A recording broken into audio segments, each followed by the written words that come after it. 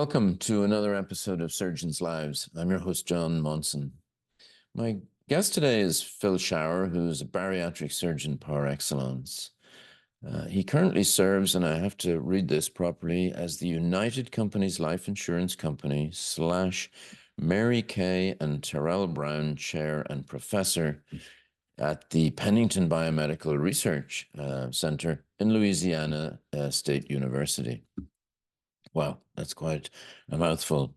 Phil undertook his early training in Texas, medical school in Baylor, University of Texas Health Science Center, and internship and then residency in San Antonio.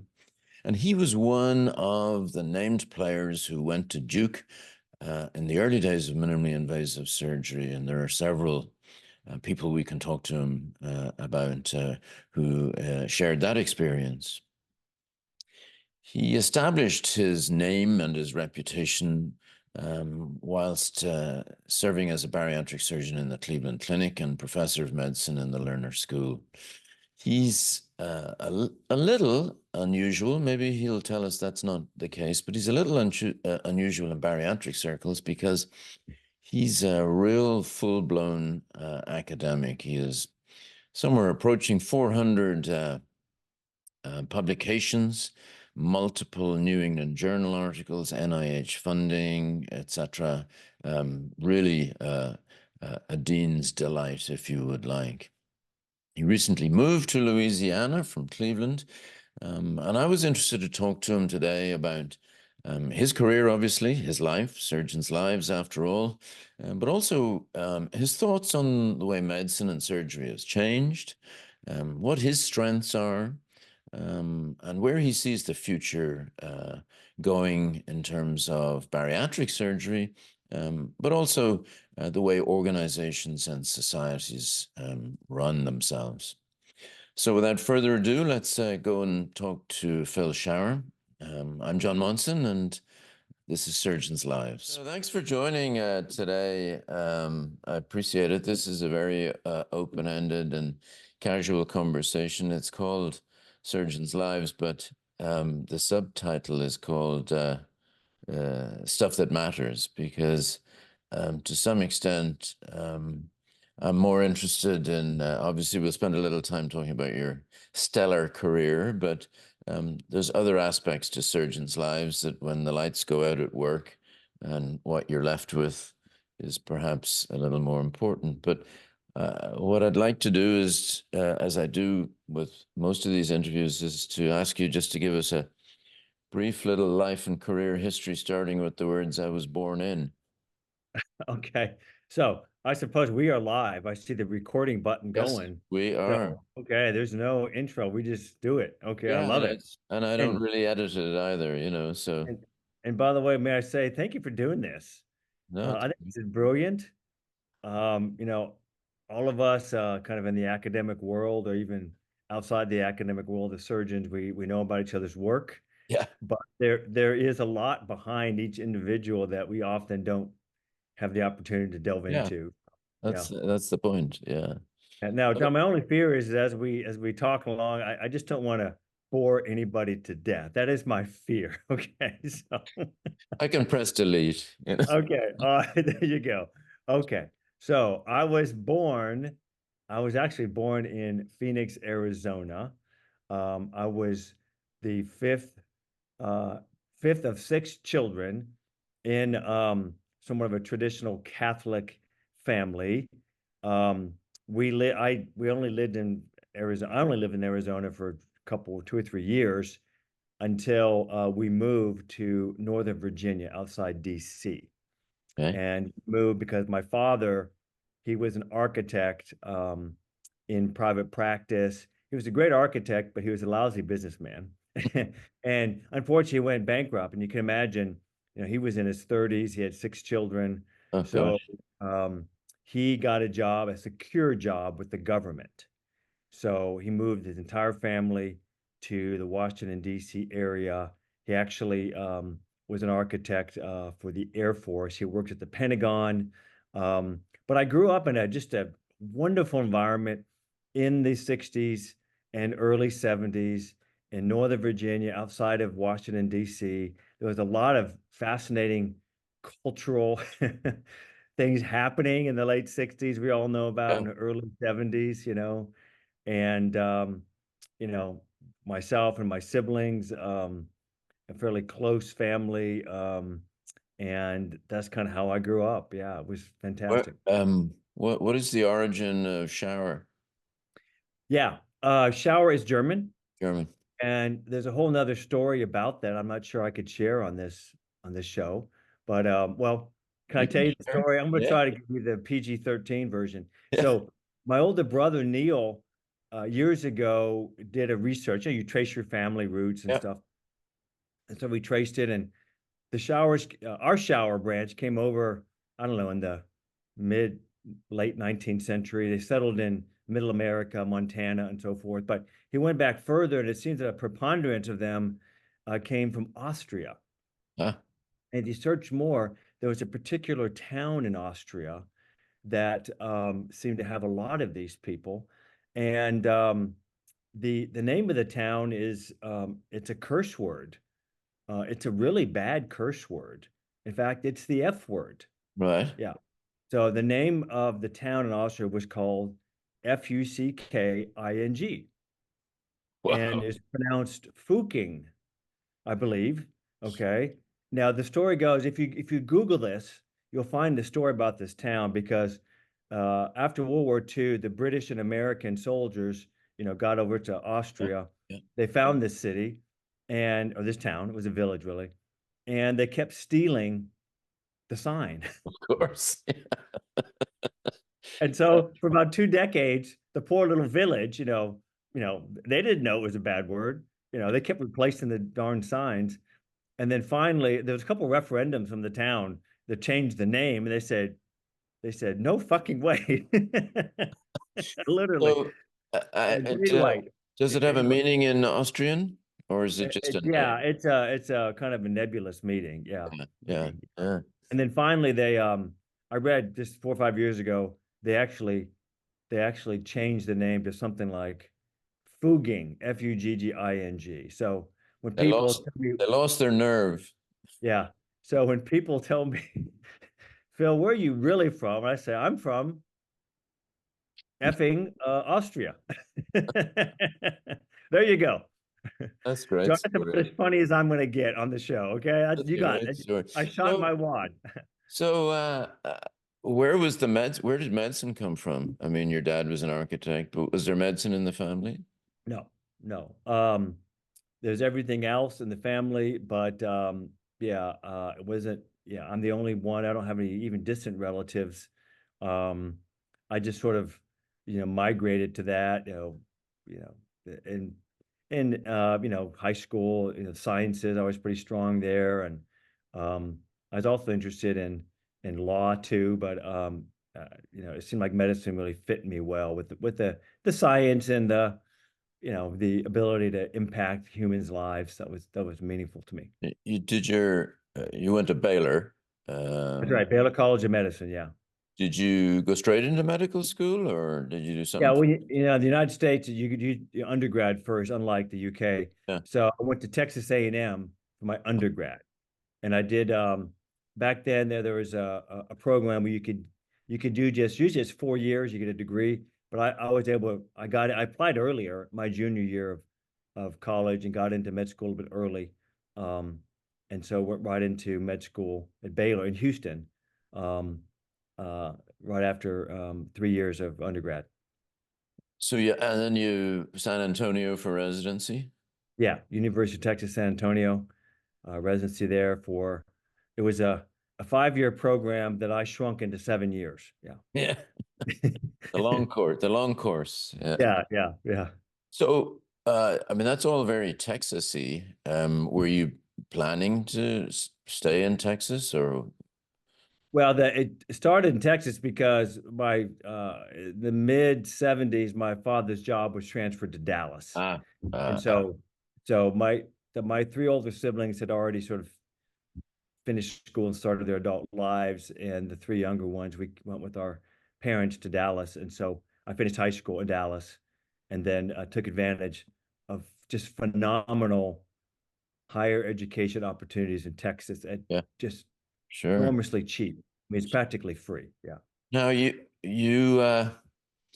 joined, you did your went and did your MIS fellowship in Duke at a time when Duke was, had received all that money from industry to set up the thing, and there were quite a few named players at that time. I'm sure you mixed around with, etc. Oh, And yeah. Yeah. so tell us a little bit about people who were just low-grade individuals who grew into something different. I'm one of those, yeah. One of these average guys that got really lucky. They say timing is everything, you know. Exactly. So, so John, when I in general surgery residency, I took 2 years out to do research in transplant. Yeah. Um, and it was pretty rare for people in my program to do any research, and I took 2 years. And I quickly realized, the frontiers in transplant were really, I thought, immunological. I didn't want to be an immunologist. Um, so I came out of the lab, and the year I came out of the lab, they started doing these gallbladders laparoscopically, and I was intrigued by that. Um, so I sort of began to sort of drift in that direction. And then when I graduated for residency, I stayed on a year at the University of Texas as a junior faculty and was focusing in GI. And then my wife tells the story. I was on some trip or something, and she was thumbing through a medical journal, and she was looking to the back pages, and there was an advertisement for a MIS fellowship at Duke, like the first of its kind. Yeah. She said, "Honey, why don't you think about doing that?" I said, "Oh my gosh, that sounds cool." And at that time there were none. It was the very first. I said, "Well, what the heck? I'll throw my hat in." And I guess nobody else applied. There you go. So I got in, and I knew Steve Eubanks. Steve and I had met earlier, and Steve was the first fellow in that program. I mean, of course, you know Steve very well. Yeah. Um, and Steve was outstanding. I mean, just gifted. And I think even halfway through his fellowship, he joined the Duke faculty. So he was the first fellow, but he was like, my attending, and we were about the same age. Yeah. Yeah. But it was a phenomenal opportunity, just phenomenal. And I mean, in those days, bariatric surgery was was a was a whole different ball game to what it is now. I mean, it was, I mean, you can describe what it was like better than I can, but it wasn't what it is now. Yeah. So I mean, tell us that story. oh yeah, at its best, it was a niche little cottage focus within general surgery. It was not promoted by academia. Yeah. The great surgical meetings, um, they did not include bariatric surgery. The American Surgical, for example, and these others, it was rare, if ever. There's only about a handful of legitimate academic surgeons that were doing any work. It was mostly community surgeons that were doing some work in this area. And it was, open operations. The science, wasn't very well developed. Surgeons were doing things that they thought might help, and there wasn't much rigorous data.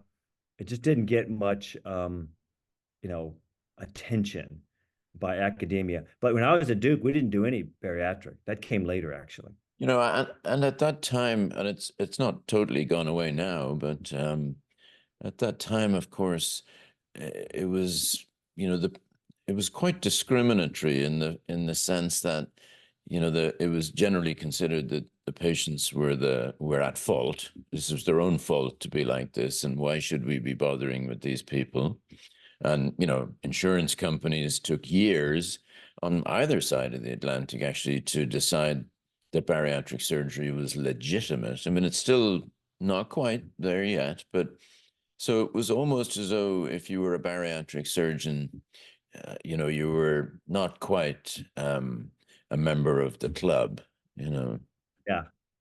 Oh yeah, it was you're sort of an outcast, Yeah. even within you know, you know, academia, you're a bit of an outcast and there are many very prominent surgeons, you know, of the 20th century that, thought this was charlatan surgery, that Yeah. this was a neuroses, a mental health disease strictly, and the idea of cutting on somebody to force them to eat less was just unheard of and just unscientifically based. So, but it's the reality is at the root of all prejudice, I think, is ignorance, and Yeah. it's just not understanding the disease process, and how complex it is. But when I sort of accidentally got into this, that part sort of attractive to me. It's something different. It was mysterious. And even today, we don't fully understand, not even close, the underlying pathophysiology. But the fact that it was different and there was a whole world to explore, that attracted me. So today as I say, it still has its detractors, but it's a whole different ball game. I often wondered, was that transformation in what people perceive bariatrics, was that because of people like you and others producing a scientific basis through research? I mean, it was predominantly, as you say, community-based private practice, but was it because academics decided to produce data and literature and knowledge, as you say, or was it because the advent of MIS made it actually much less of a dangerous business and people actually got good at doing the operations? I mean, I remember the late Harvey Sugarman, who, was a schizophrenic surgeon, colorectal and bariatric, Oh, etc. don't forget trauma. He did Yeah, trauma too. exactly. So he had a legitimacy within his academic component of the non-bariatric stuff. And so, people listened to what he said. But what do you think was the game changer, or was it just time? Yeah, no, I think it was all the above. I think there was a handful of pioneers who took the arrows and didn't care. They were purely scientists and studied the problem. I'll cite people like Henry Buchwald from University of Minnesota. You mentioned Harvey Sugarman. And the early history in the 50s and 60s was the jejunal bypass, which Yeah, is a defunct operation, but it did cause massive weight loss, but it equally caused a lot of major metabolic yeah, disturbances. yeah, Yeah. But it was the beginning. It was the yeah, beginning, and they took science to it. Um, Walter Porres from East Carolina, an iconic figure. Um, and there's many others, Bob Brolin, so many other people that would occasionally get their work on a major meeting and get published into a major journal. So that set the stage. And then I think you're right. MIS. That's what really got me into it, frankly, yeah, because I went to Duke, and you know Ted Pappas, Steve Eubanks, Bill Myers taught me all these fancy techniques, and we were doing virtually everything, spleens, adrenals, colons, and a reflux surgery. And then I was lucky; I got a great job at Pittsburgh, and so I wanted to apply the skill somewhere else. And I thought, wow, what would be the ideal patient that would get the most benefit of a less invasive operation? And it's the patient with severe obesity. Yeah, yeah. that's Yeah, where I I'm. mean, I remember Harvey saying to me that there's no other operation that produces the level of benefit than a bariatric operation. As he said, I take somebody's colon cancer out, and usually they were feeling okay before the operation, and they don't feel any different after the operation. And if they do, they feel worse because they now have some bowel dysfunction. But Yeah, as he says, you do a weight loss operation and their diabetes gets better, their hypertension, their arthritis, their breathing, their heart. He said, there's nowhere where you get so much bang for your buck. Yeah, yeah. That's the other thing that really attracted me. What initially was just the technical challenge of doing an MIS procedure on these folks, and then secondly, I discovered, I'd read about all these benefits you're talking about, but then when you actually see it in front of your eyes just so rapidly, especially the diabetes. Yeah. I mean, that really, I started that just trained my career focus when I saw these people. Many of them were on insulin, and then before they left the hospital, they're off the insulin, Yeah. essentially forever.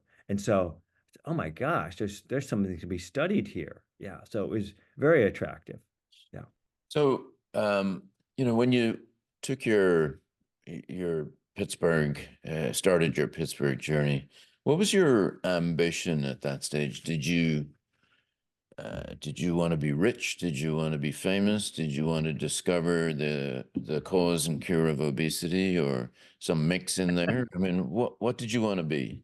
All of the above. No, I mean, I just want to make an impact. I thought, uh, I, it was a time, John, that it was, you know, this, it was a young surgeon's field. It was young surgeons that had the edge, to do something very impactful because it ultimately required this new skill. And for more senior surgeons, it was a huge threshold for them. It's like learning a new language. So when you're younger, you can learn the language much easier. So able to learn this language of MIS and the dexterity, much easier. So this was a great opportunity to make a difference at a young, time in your career. When I looked at other fields that were more mature, vascular, cardiac, surgical oncology, it seemed like, oh my gosh, there were so many great people. How could little me make an impact in those areas? So I was just, oh my gosh, I could actually maybe make an impact even at a young age. So today you are a mentor for people and have been for a number of years, but you must have had a mentor yourself, or a surgical idol. Who were they? Well, I think a lot of people I've already mentioned. I would say at the University of Texas San Antonio, there was a number of excellent GI surgeons that were pointing me in the direction of the GI tract, like um, Ken Serenic, for example, Wayne Swessinger, Kerry Page. And then at Duke was phenomenal. Steve, even though Steve and I were contemporaries, he was also a mentor. Ted Pappas, Bill Myers.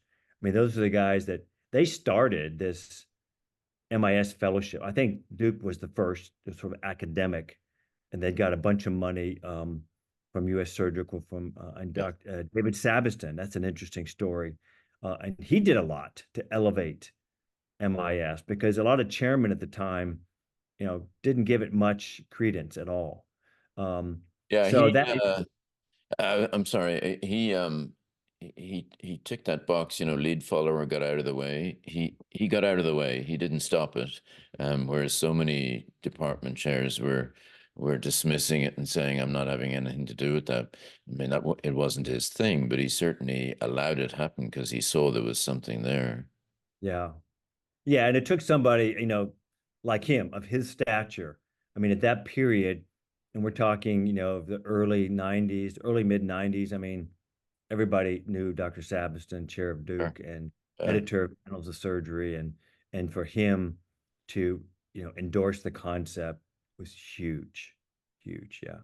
Yeah. So, I mean, the influence I had at Duke by many different people and the excellence in the different fields. Every field they had superstars.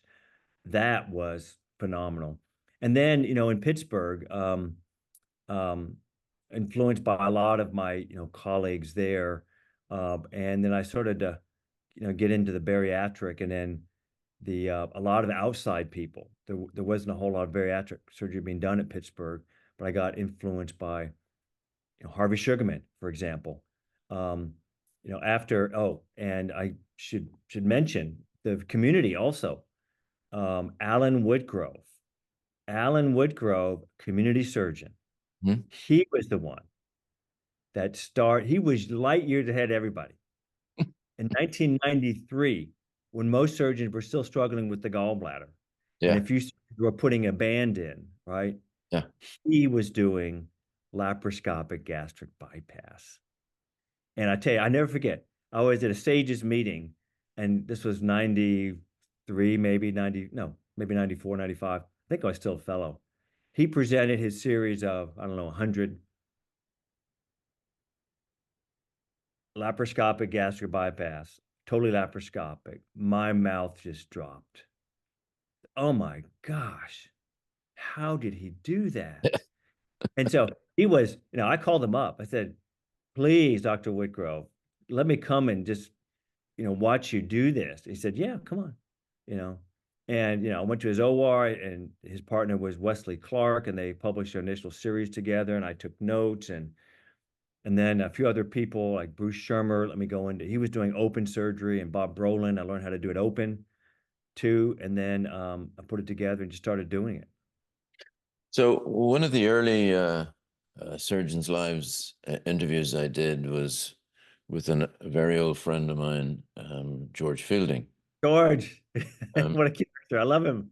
who is, as you say, what a character. And he, if you, I mean, his description of how he got into lap bands is fantastic. Because he was a laparoscopic surgeon like me. He was doing all sorts of stuff, upper, lower, colons, etc., etc.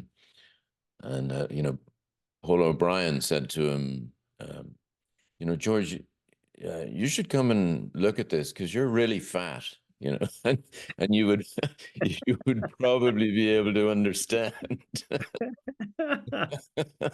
And he basically, I mean, George, as you know, traveled the world doing that. Yeah. And still spends some time now adjusting bands for patients, etc. Um, And not only that, he had a band himself. oh yeah, yeah, yeah, for Had a sure. band, and yeah, I and I asked think him, I asked him, the smartest decision he ever made, and he said getting a lap band, actually. yeah, And he remains extraordinary. God bless him. So yeah. And John, wait a second. I'm so mm, glad you mentioned Paul O'Brien, yeah, because Paul was a tremendous influence on me. He was one of the early surgeons um, that began to publish his work. And the United States at that time in the 90s, we didn't have access to the band. It yeah. wasn't FDA approved, but he started to put some real scientific rigor. He did randomized trials.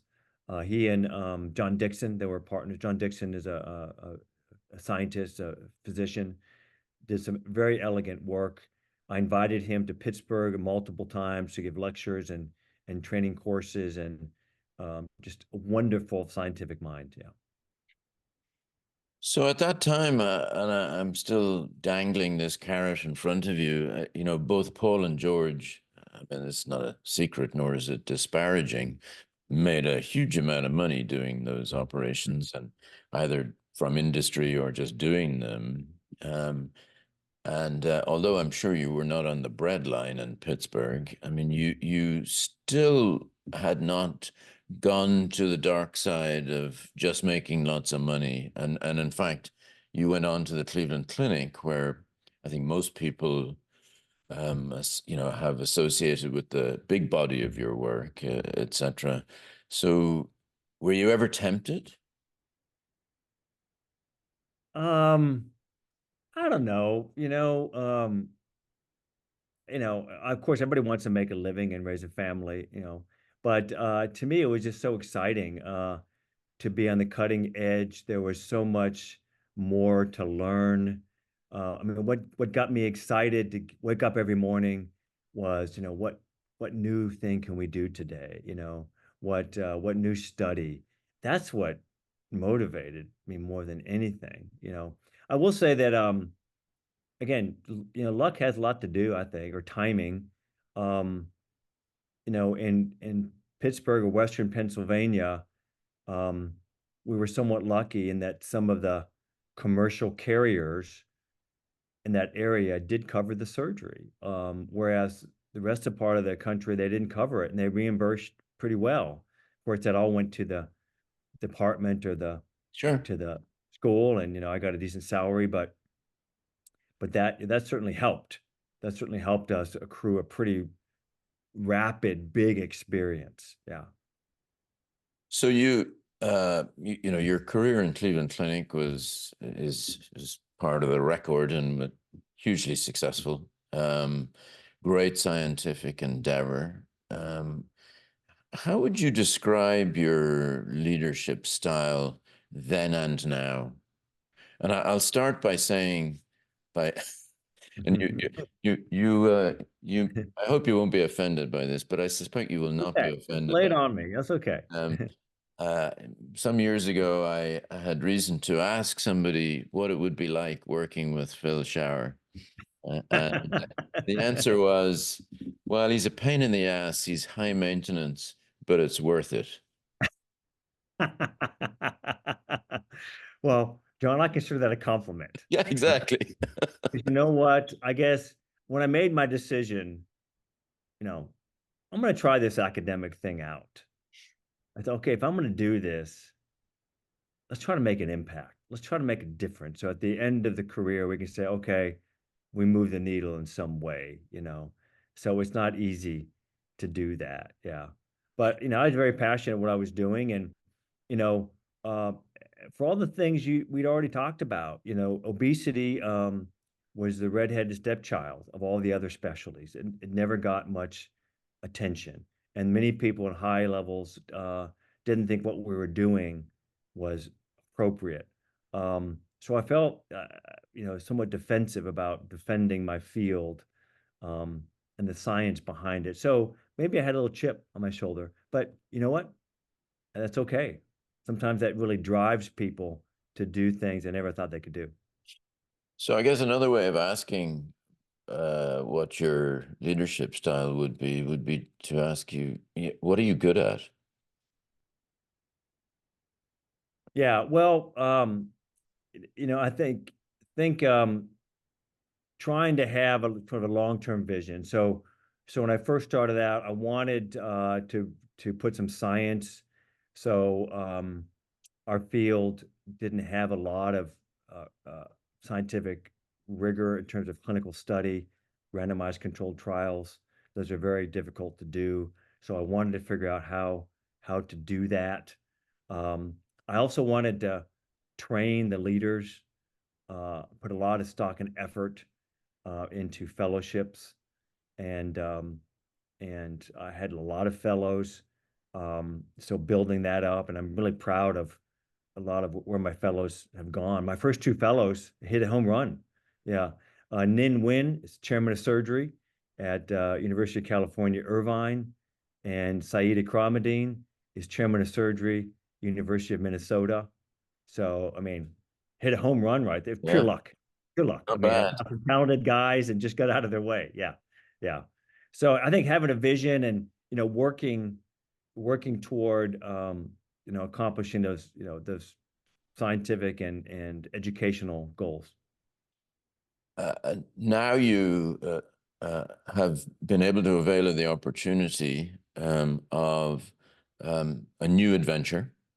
Um, and most sensible people, when they're changing from one organization to another, will spend a moment of reflection to say, okay, what I did before was great. Now I have a new adventure, but I'm just going to nuance it a little, maybe not do that way, or maybe do this. What did you decide when you went to Louisiana that you would probably do or not do that in comparison to Ohio? Well, again, what attracted me to Louisiana was something, different. I'm at Pennington Biomedical Research Center. Most surgeons have never heard of that. And so when I tell my surgical colleagues where I'm going, I say, where? What? Yeah. If I said I'm going to Mass General, I'm going to Mayo, I'm going to, South Florida, whatever. Oh, okay, okay. Have we heard of that? Yes. But this is this has been for 30 years primarily research, pure NIH funded, all the way, basic work in obesity, nutrition. They're really very focused on that lane of obesity, nutrition, and clinical, but they never really had any treatment arm. So the the the challenge for me was to build the treatment arm that would complement the research and to create some synergy so that we could go from bedside to bench and bench to bedside.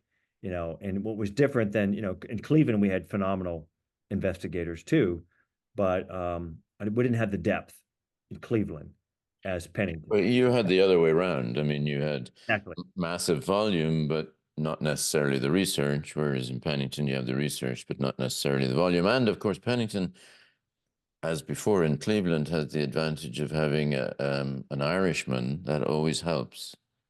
That's right. That's right. John Kerwin. And I should very quickly say he was a big factor in my decision because John Kerwin is a noted international metabolic researcher. And he and I teamed up together in Cleveland. Yeah. John was with the Cleveland Clinic and we partnered up and published a lot of work together. And then he got this great job at Pennington. And after he was there 2 or 3 years, we started chatting about maybe me coming there and building this clinical program with a research goal. Yeah. And you're there, how long are you there now? 3 years? 3 years? Yeah, well, it's the very beginning of COVID is when I got there, essentially the beginning of 2020. Yeah. Okay, so 4 years. Yeah. Yeah. So Yeah. it's there's I think the world is expecting great things, and I'm sure will happen. Let me um, let me pivot a little and ask you about organizational culture. And within organizational culture, I'll include societies. So, for example, ASMBS is a relative newcomer, although not that. I mean, it's been around for a while. Yeah. It's a relative newcomer compared to the American Surgical or things such as ASCRS or whatever. And of course, SAGES, again, a newcomer. And the culture of those younger societies, it always seems to me looks different to the older societies. The way they elect people, the way one looks like they take their model of elections from Vladimir Putin, and the other advertises, please apply for the, Campaigning. yeah, Yeah. please apply for the presidency and see what happens. And Yeah. so are you, where do you sit on, what's your observation about organizational culture? I mean, large organizations tend not to treat their people very well. I mean, they always have claims that they do, but they don't really. What's your thinking about Yeah. that? Yeah. Yeah. I think it's a very interesting topic. And I can make comments about both kind of extremes. On the one hand, I won't mention any names, but of societies, but the more traditional surgical society is the leadership is pretty much controlled by a certain number of people, and even the passing on the leadership roles is done by a nominating committee, which is former presidents.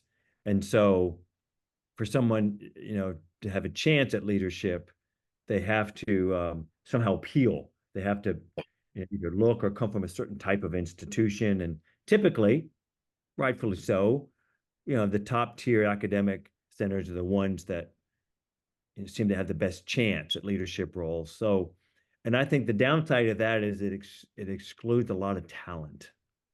It Yeah, excludes, there are a lot of people that are very talented that maybe at the time maybe they didn't quite make it into, the high academic, but they developed their career outside, but nevertheless made a lot of contributions. But sometimes they're almost excluded because they didn't come from a certain training. So I think what that does is eliminate a lot of opportunity, diversity of thought. Um, unless the leadership recognizes that and makes a concerted effort. Now, the extreme, John, is also, because the organization I was president of, ASMBS, sort of went through this transition where it started off that sort of Yeah. traditional approach, and then it's gone more toward the purely democratic, Yes. that the membership has a much greater influence, almost the point that the membership is it's an election, Yeah. there's a campaign, you know, and often the members don't necessarily know who's actually done the work, who, you know, who is actually got the talent. They just pick someone who's popular. And sometimes that is not necessarily the best strategy either. Yeah. So I was intrigued. I'm a member of the Association of Surgeons of Great Britain and Ireland, which, is one of the older societies in the UK, and was set up by Lord Moynihan, so it goes back a bit. Uh, we got an email in the last day or so saying that the application process is open for president. Please submit, fill in the form. Here's what you'll serve as vice president or president in waiting for 2 years, and then 2 years as president, one thing or another. It's an election, as you say. You get to write your 5 lines about why you're wonderful, and people vote. The members will vote. Almost 10 years ago, and that's a pretty common, as you say, nowadays thing, and particularly on the other side of the Atlantic. And actually, a couple of societies hand their election process to an external body to do it, the election commission. But anyway, somebody said to me, a former president of an august society said to me when I was recommending this type of model, they said, but you couldn't have that because they could elect somebody crazy. To which I said, well, maybe you haven't noticed this, but the country has just elected somebody crazy. Um, and whether you like that or not, if you don't listen to the message it's sending, it's not going to end well for the country or the society. Right. Where do you sit on that? Yeah, there's definitely value in the membership having a voice. I think in the past, the more traditional leadership role, the members just had to accept, what the leaders, and they would, you know, they would they would nominate, they would make the recommendation, of the slate of new leaders, and Yes. they would pass around the ballot, and it's either, up or down, right? And it's almost like 99% of everybody would, by tradition, okay, we will accept who you have picked, basically, Yeah, which and is there's usually it's all up because there's really no right. option to go down. There's really no would go down. And if there's one or two down votes, so what? Everybody else is picked up. Yeah. So I think that members having a voice is important. Yeah, to listen to the changing society and the diversity, and getting more maybe disenfranchised people grouped, whether it's women or other ethnic groups, to have opportunities at leadership. I think that's important. Yeah, On yeah. the other hand, I will have to say, the campaigning, it's just a bit unseemly, where your colleague has got a billboard or a instant message or a Twitter, vote for me because I'll do this and I'll promise that, it lowers them to the level of a politician.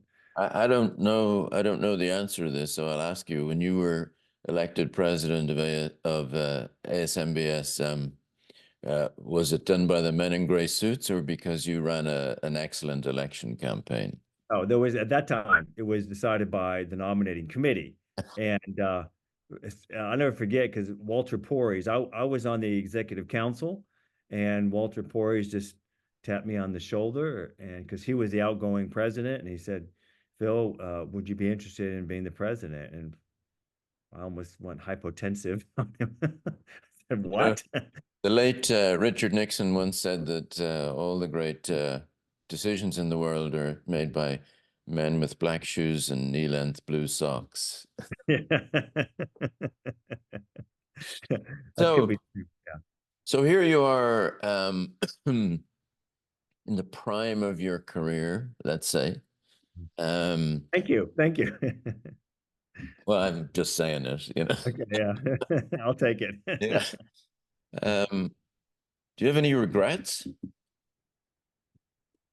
Um, not really. I mean, I've definitely made mistakes. You know, You have one you could tell us about?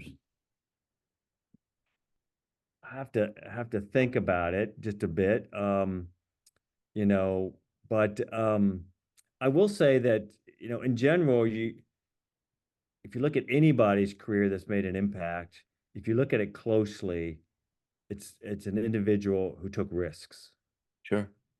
you know. Um, and so I think that's important. For example, I took a risk going into bariatric. It wasn't really popular. A lot of people, my peers and even my superiors thought that this was not the wise strategy to go. But taking risks, I think, are important. Otherwise, you won't get anything done. And then you also have to, but taking risks by necessity means you're going to fail at some things, and it's just how you respond to the failure is what really makes a Yeah, difference. you look at the history of most self-made billionaires, a unifying characteristic is that there's a moment where they risk it all. Yeah. They bet the farm on something, and which is why I think most self-made billionaires are not in any way ashamed about a moment of bankruptcy, because of that fact. As you say, they took the risk, it didn't work, but the next one did. Uh, so, Yeah. um, we've spent the first while of this chat today talking about pretty normal stuff. So I'm gonna move a little into more free-ranging stuff. Okay. Awesome. So what happens when we die? Wow. You're asking the question of life. Wow. Well, to be honest, since no one has come back from that, no human, that we know, no total human has come back from that. We don't really know. So there's a bit of mystery about that, right? But everything that tells me about, life and our almost everybody would like to live a long time, if not forever. That desire, where did that come from? And it just seems that would be it would be just unimaginable that we have these creatures that have this desire to live forever, but yet it would be impossible to fulfill. Um, so I think there's another place. I was raised Catholic, and um, I um, try to be a good Christian and Catholic, and that's another area where I've failed a lot. But we can talk about that. You can ask my priest about that. But I do think that there's something better. Um, you know, after this life. I really do. And I look forward to all of the lovely people my parents and so forth that have come and gone. Look forward to seeing them in some way in the future. It's interesting you comment that people want to live forever, and you preceded that by saying we don't really know what happens. Maybe people want to live forever because of fear of the unknown. Hmm. Who knows? I don't know. Could be. That is the quintessential mystery of life. Yeah. And you know So, what? As we age, I can't believe I'm 63. I don't feel like it, and it just seems like I was in my 40s, yesterday. But you start thinking about these things as you get closer to the inevitable. yeah, you should. This many years ago, long before I was 63. one of my younger faculty, when I was chair in England, said to me, he wasn't very happy with me, and he said to me, "You know, you used to be up and coming."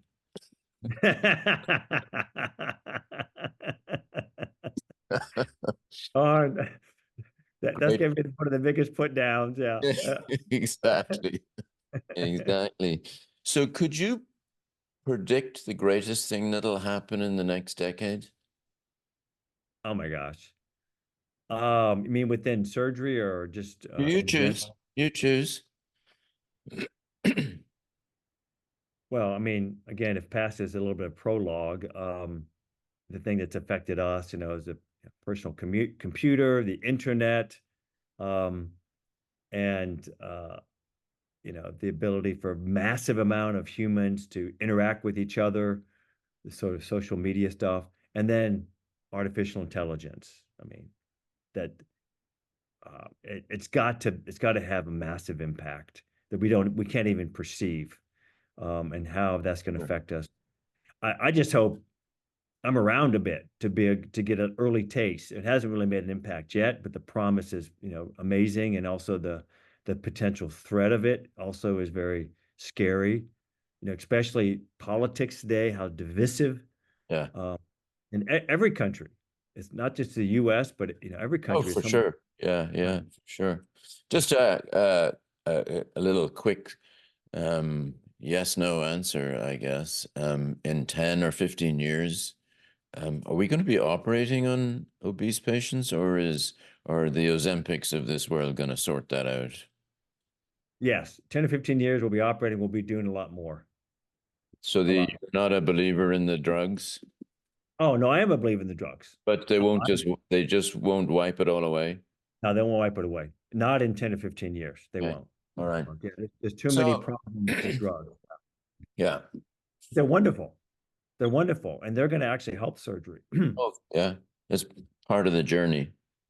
Yeah, basically, and we could talk for a lot about this, but you know, first of all, it's only been recent, John, that the intelligentsia in medicine have really recognized this as a disease, Yeah. and Yeah. still struggling with it. Okay, so up until recently, only about 1% of people with the disease are actually getting any evidence-based treatment. What they've been Yeah. getting is non-evidence-based, bogus Yeah. herbal treatment, the crazy diet books and all that kind of stuff. So the drugs are going to bring more and more people into treatment, massive amounts of people. But the drugs have issues. They're expensive. The price will come down, but they're way too expensive, Yeah. uh, for mass use. There's side effects, and you have to take the drugs forever. You stop the drug, the effect goes away. So the beauty of surgery, it's relatively cheap. Yeah. We It's won't one, talk about this. to When I some started extent, one and done. Yeah, bariatric surgery, the prices dropped dramatically. Yeah. I started doing these operations about 40, $50,000. Now they're about 15 to 20,000.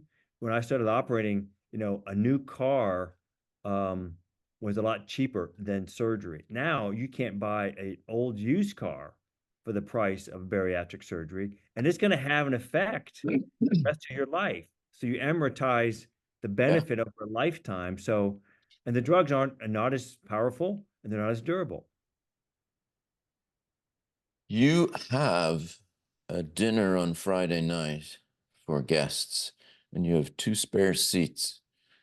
You can invite anyone from history, dead or alive, two spare seats for your extra guests. Who are they? Okay, well, I'm kind of fond of Christ. I think it would be fascinating to sit down with him. And that would be pretty amazing. No matter what religion one is, the impact, he has had, on the world, humanity. I think that would be, pretty amazing. Not Yeah. all good. Not all good. Right. Oh yeah. I mean, no, it's not him. It's some of his followers have really screwed things up. And by Exactly. the way, that's true of any major religious Oh, leader. absolutely. People go to war over religion, all, Yeah, forever. so Mm. Christ is not the one that Yeah. really wanted all those wars and this craziness, but it's his followers. Yeah, So, yeah. who would his dinner partner be?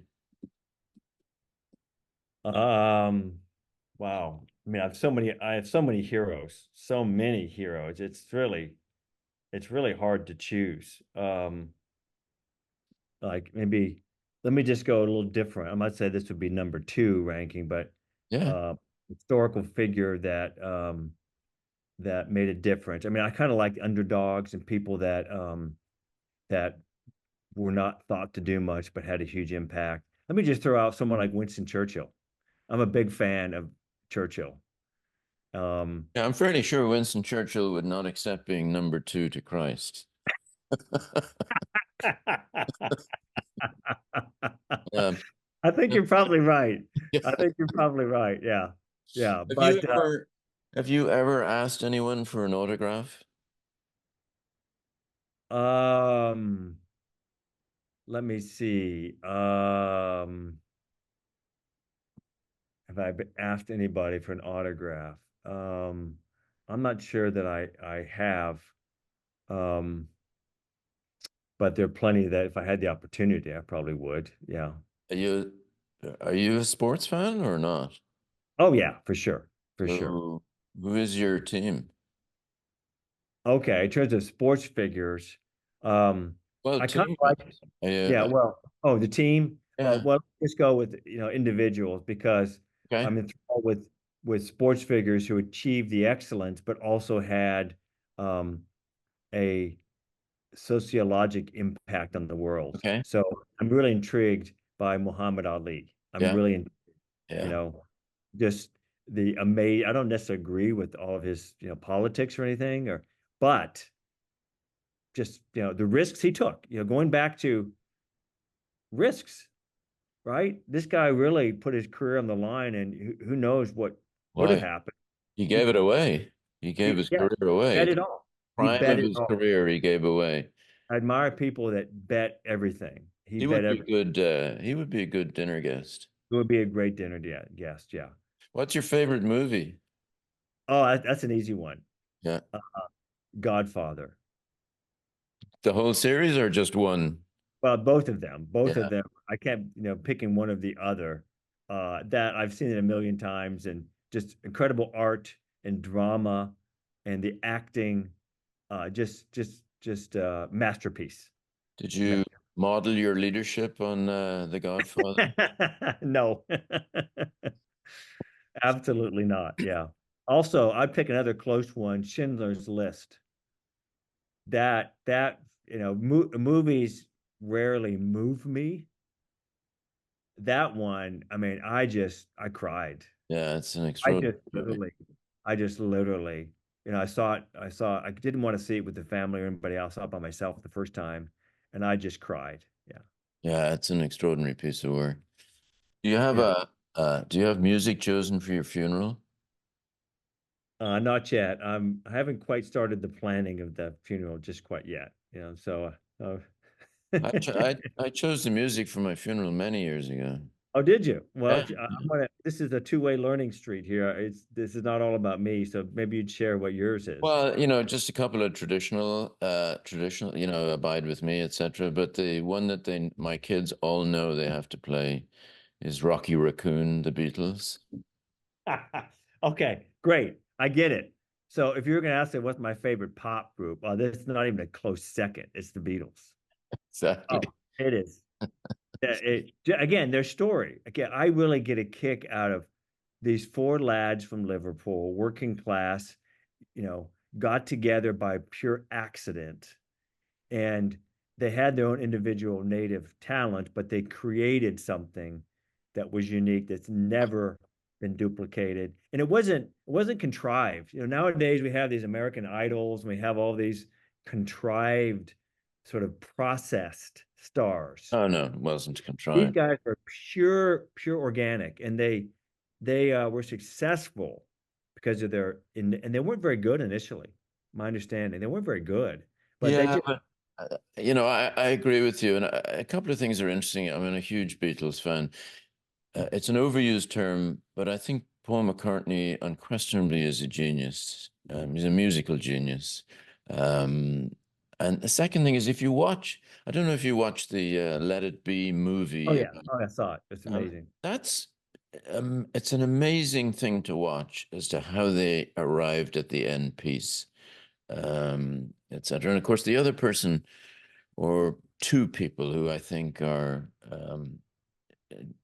genuine geniuses in that they've been touched with a magic stick in some way Yeah. are Bernie Taupin and Elton John. I mean, that's what they have. Their body of work will last, long after they're gone, Oh, and absolutely. and it's quite extraordinary when you watch this. So Right. that leads Now, me I to, think, I would add though, I think you got to give John Lennon some credit too. oh yeah, for sure, yeah, There, the beauty of that relationship, they both came at it very differently.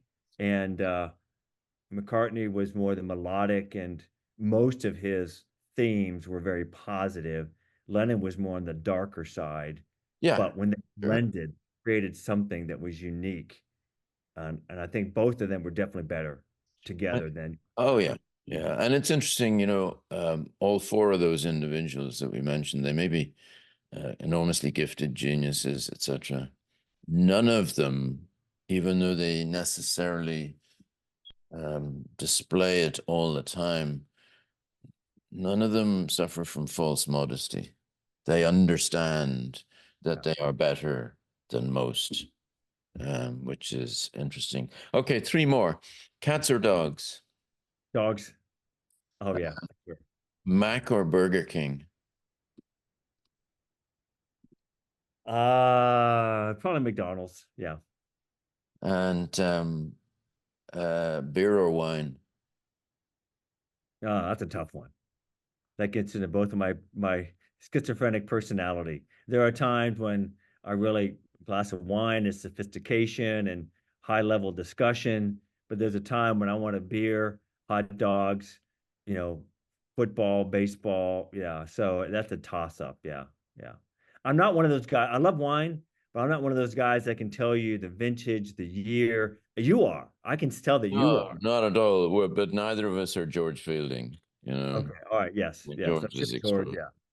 Thank you so much for spending an hour with us, taking time out of your Saturday. I appreciate it, and I hope I hope you'll be happy with the rapid increase in fame that arrives from when we release this. Much Right, right. appreciated. It's been a pleasure, John, and thanks for the opportunity. I can't wait to look into your archives at some of the other characters. Yeah, So, and thanks for doing that because again, there's not as much opportunity to delve into the personal lives of people in our field. We often don't get that piece. Yeah, not much opportunity. So I thanks. appreciate the time.